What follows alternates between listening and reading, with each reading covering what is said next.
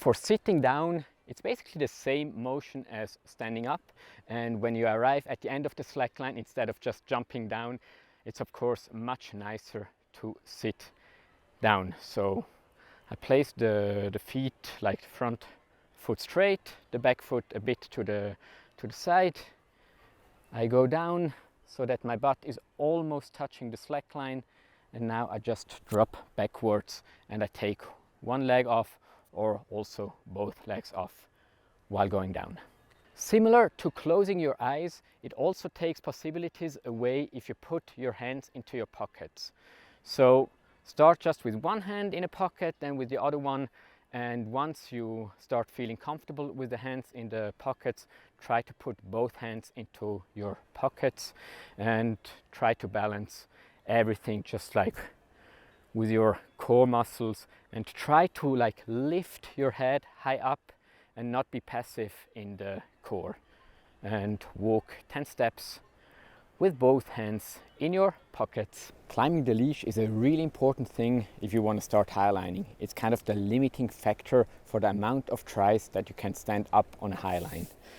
If you are super strong, you could in theory just like pull yourself up like this, but I would not recommend that because it just limits the amount of tries you have in the end. So better get a good technique, like leaning backwards, putting one leg over the leash, and now it's important to really press this knee down. And then you grab the line above the knee until you reach this knot. Then you can grab the line and you can keep walking up the leash until you put one foot above the line. And from here on, you can do a mental mount.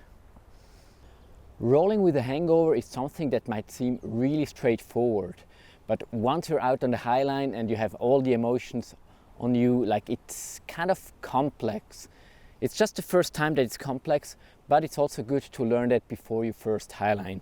So to clip in the hangover, you always want to have it clipped in the harness and then clipping it to the line. If you don't have the strength to do it this way, you can also use the elbow. If this is painful, you can also put a protection here. Then you clip yourself to the line and you can start rolling like that.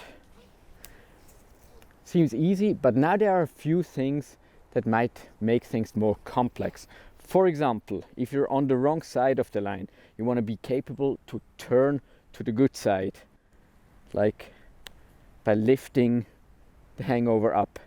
You can do this by pressing down this leg and by pulling yourself up here. Also here you can use the elbow. So clip in, clip out. Now I'm on the wrong side because if I start rolling like this, I will tear this tape apart. So I put the line into the right position to then be able to keep rolling on a good side. Play around a bit with rolling with the hangover. Make sure it's not too much twisted here. If it's twisted like that, it won't be nice for rolling. Make sure it's always straight on your harness. For surf walking, you obviously already want to have a solid surf on your feet. So try to go at least half a meter, maybe also 1 meter. And then it's good to always use the outer leg to do the step, like tack, tack. And always on the edge, you want to be on both legs again, because this is the hardest moment. So on the transition, you take the step.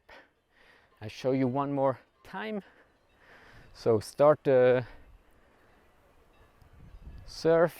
Now, while the transition is going, you take the step. Even more difficult would of course be backwards. Also here, try to like always go with the outer leg. Here we go. Surf walking, super much fun to do so, but pretty difficult overall. When you're standing on one leg and face the tree, you're already stabilized front and back because there is some surface under the foot. But for the 1 foot expo, you're basically falling to all sides. So I showed you before like how you stand in exposure with the arms here.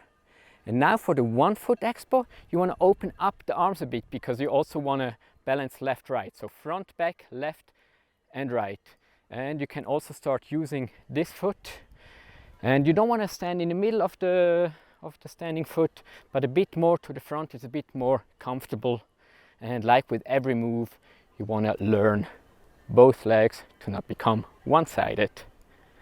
So now it's time to try a waterline, and the waterline is a fantastic preparation for highlining because the ground under the waterline cannot be used as an optical reference anymore because everything is just moving. So the first waterline tries are really difficult.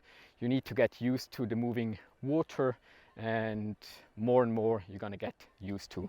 Don't try to over tension your waterline, otherwise it's gonna become much more difficult, but take a line that is a bit loose. I recommend at least around 2 meter sag. It's gonna be much nicer and easier. If you enjoyed this video, don't forget to recommend it to friends, or even better, make all these exercises together with friends because it's just more fun. And subscribe to my channel and keep up to date with the newest slackline know-how. Thanks for watching and see you soon.